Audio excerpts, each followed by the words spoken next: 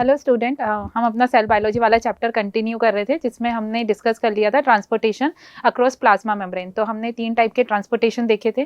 पहला था diffusion, second one osmosis, third one is facilitated diffusion. ठीक है, अब ऑस्मोसिस जब हमने पढ़ा था तो हमने ये देखा था कि वाटर का मूवमेंट कहाँ से होता है, हाइपोटोनिक सोल्यूशन से हाइपरटोनिक सोल्यूशन। हाइपोटोनिक सोल्यूशन क्या होगा कि जहाँ पर ऐसा सोल्यूशन जहाँ पर सोल्यूट की कॉन्सेंट्रेशन कम है और सॉल्वेंट की ज़्यादा होगी, वो होगा हाइपो। और हाइपर का मतलब क्या होगा कि सोल्यूट की कॉन्सेंट्रेशन क्या है, ज़्यादा, और सॉल्वेंट की क्या होगी, कम होगी। तो वाटर का मूवमेंट हमेशा कहाँ से होगा, हाइपो से हाइपर की तरफ।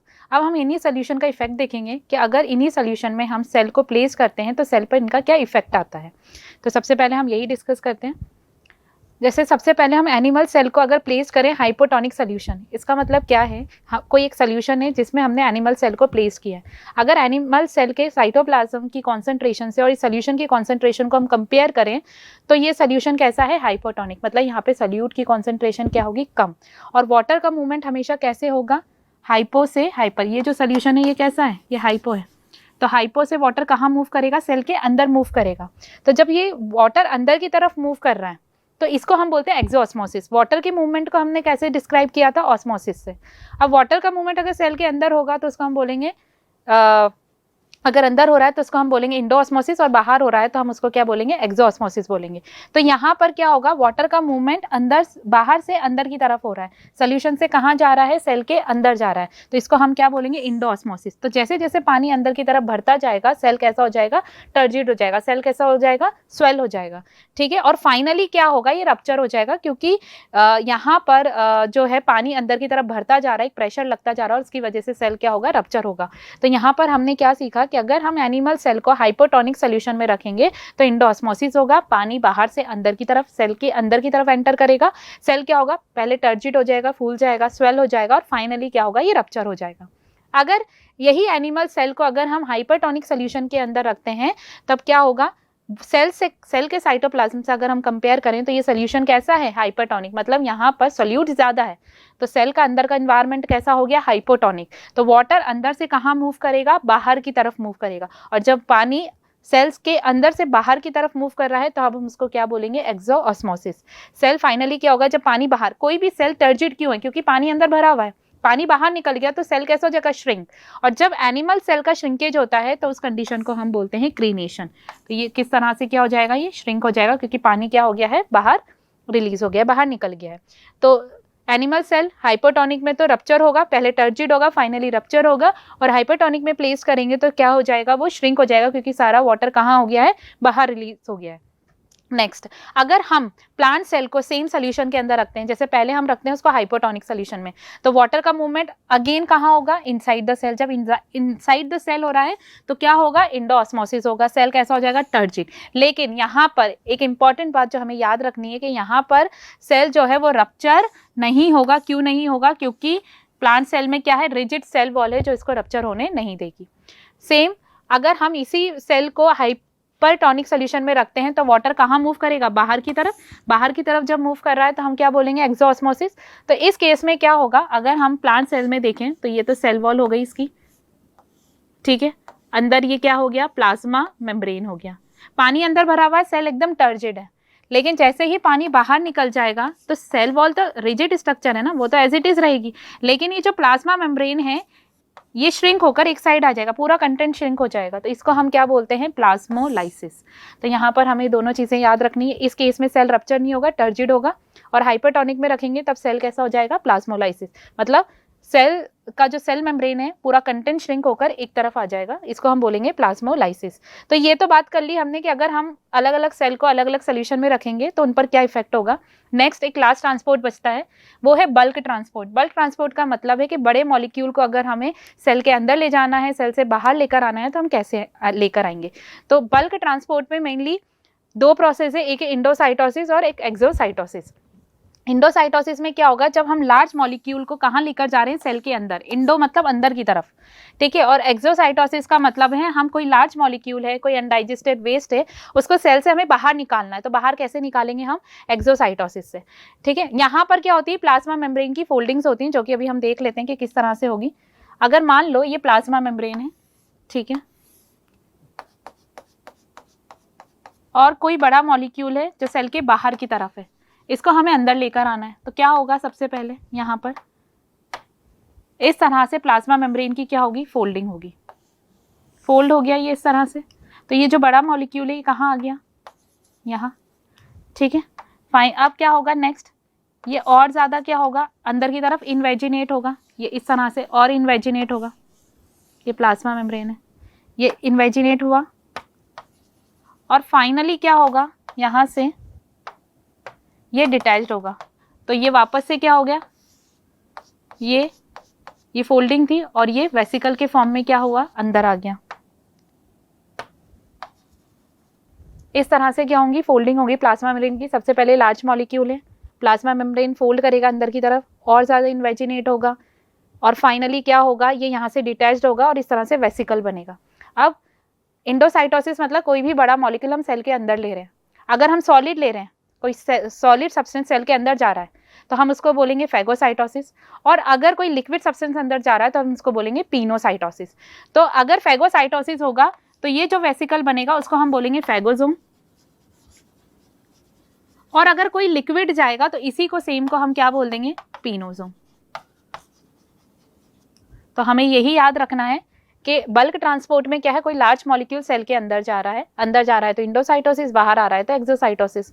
अंदर कोई सॉलिड सब्सटेंस भी जा सकता है, अगर सॉलिड सब्सटेंस है तो उसको हम क्या बोलेंगे, सेल ईटिंग, या हम बोलेंगे फैगोसाइटोसिस, और अगर कोई लिक्विड जा रहा है तो उसको हम बोलेंगे पिनोसाइटोसिस या सेल ड्रिंकिंग बोलेंगे। जैसे अमीबा हो गया, WBC हो गया, ये क्या करते हैं, फैगोसाइटोसिस करते हैं ना, तो ये क्या हो रहा है, वहाँ पर सेल ईटिंग हो रही है। लेकिन अगर मान लो इंसुलिन है, उसको अंदर लेना है तो क्या होगा, पिनोसाइटोसिस, सेल क्या कर रहा है, ड्रिंक कर रहा है, पानी पी रहा है, मतलब पीना, तो वो क्या हो गया, पिनोसाइटोसिस। तो ये तो था बल्क ट्रांसपोर्ट।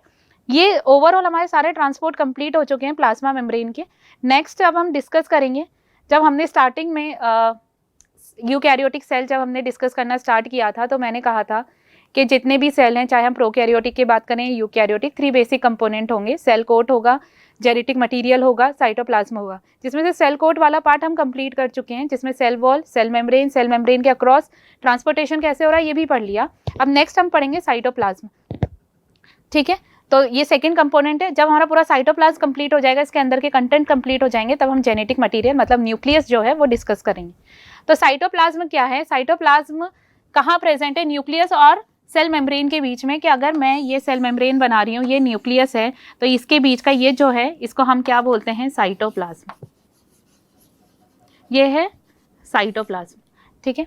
अब साइटोप्लाज्म जो है ये साइट है मेटाबॉलिक प्रोसेसेस की, जैसे बायोसिंथेसिस हो रहा हो फैटी एसिड का, शुगर का या प्रोटीन का। मतलब साइटोप्लाज्म का रोल क्या है, साइटोप्लाज्म का रोल क्या है कि अगर सेल के अंदर कोई भी मेटाबॉलिक एक्टिविटीज होनी है, जैसे ग्लाइकोलिसिस हो गया या किसी भी सब्सटेंस का सिंथेसिस हो गया, तो वो कहाँ होगा, साइटोप्लाज्म के अंदर होगा। इसके अलावा जितने भी सेल ऑर्गेनल जो हम जनरली डिस्कस करते हैं, ER हो गया, गोल्जी बॉडी हो गया, लाइसोसोम्स हो गए, माइटोकॉन्ड्रिया, क्लोरोप्लास्ट, तो ये कहाँ प्रेजेंट हो गए, इसी साइटोप्लाज्म के अंदर प्रेजेंट होते हैं। तो हम क्या कर सकते हैं, साइटोप्लाज्म को 2 पार्ट में डिफ्रेंशिएट कर सकते हैं। अगर हम डिफ्रेंशिएट करना चाहें तो साइटोप्लाज्म को 2 पार्ट में डिफ्रेंशिएट कर देते हैं हम। एक वो होगा जहाँ पर कंटेंट प्रेजेंट होगा, तो हम बोल सकते हैं साइटोप्लाज्मिक स्ट्रक्चर। एक वो है पार्ट जहाँ पे साइटोप्लाज्मिक स्ट्रक्चर प्रेजेंट होंगे, और दूसरा हम ये बोल देते हैं साइटोसॉल या साइटोप्लाज्मिक मैट्रिक्स। ये वो जगह है जहाँ एक्चुअली में ये सारे रिएक्शंस हो रहे हैं, या इन रिएक्शन के लिए जितने रॉ मटेरियल की रिक्वायरमेंट है वो सब प्रेजेंट है, या अगर हम एक सेल ऑर्गेनल से दूसरे सेल ऑर्गेनल तक कुछ ट्रांसपोर्ट करना है तो उसके लिए एक पैसेज प्रोवाइड करेगा, ठीक है। तो यहाँ पे लिखा हुआ भी है, store house of raw material needed for metabolism in both cytoplasm and nucleus. Cytoplasm मतलब अलग अलग ऑर्गेनल्स में जितनी भी रॉ मटेरियल की रिक्वायरमेंट है किसी रिएक्शन के लिए, या न्यूक्लियस में तो किसके थ्रू ट्रांसपोर्ट होगा, ये इसी के थ्रू ट्रांसपोर्ट होगा, साइटोसॉल। हम इसको इस तरह से कंपेयर कर सकते हैं, जैसे एक क्लासरूम है, ठीक है। क्लासरूम की जो बाउंड्रीज हैं वो तो हो गई हमारी सेल कोट, सेल मेम्ब्रेन ले लो, सेल वॉल ले लो, ठीक है। अब अंदर का जितना भी पार्ट है न्यूक्लियस को छोड़कर, वो सब क्या हो गया, न्यूक्लियस को हम कैसे मानेंगे, क्लास के अंदर स्टेज है जहाँ टीचर्स खड़े होते हैं, पढ़ाते हैं, वो स्टेज हो गई, वो स्टेज हम मान लेते हैं न्यूक्लियस है। अब न्यूक्लियस के अलावा जितना भी पार्ट बच गया, जहाँ पे स्टूडेंट्स हैं, जहाँ पे बेंचेस हैं, टेबल्स हैं, वो क्या हो गया, साइटोप्लाज्म हो गया। साइटोप्लाज्म को 2 पार्ट में हम कैसे डिफ्रेंशिएट करेंगे, कैसे समझना चाहेंगे कि एक तो बेंच वाला पार्ट हो गया जहाँ पे बच्चे बैठे हैं, और एक वो जगह है जहाँ बच्चे उठ के मूव करते हैं इधर से उधर। तो जहाँ बच्चे एक्चुअल में बैठे हैं वो तो क्या हो गया, साइटोप्लाज्मिक स्ट्रक्चर जहाँ पर प्रेजेंट है, सेल ऑर्गेनल, ठीक है। और जो खाली स्पेस है जहाँ पे स्टूडेंट इजीली मूव कर सकते हैं उसको हम कंपेयर कर सकते हैं साइटोसोल से, ठीक है। अब यहाँ पर अगर हम देखें, मान लो ये सेल है, सेल की पेरीफेरी पर जो साइटोप्लाज्म में प्रेजेंट होता है ये थोड़ा सा डेंस होगा, ठीक है, तो इसको हम जेल बोल देते हैं। अंदर की तरफ मूव करेंगे यहाँ पर तो ये थोड़ा सा क्या होगा, वाटरी होगा, तो इसको हम सॉल बोल देते हैं, ठीक है। अब ये जो डेंस है ये बाहर की तरफ है इसलिए हम इसको क्या बोल सकते हैं, एक्टोप्लाज्म। और ये अंदर की तरफ है वाटरी वाला जो सॉल है तो इसको हम क्या बोल देंगे, इंडोप्लाज्म।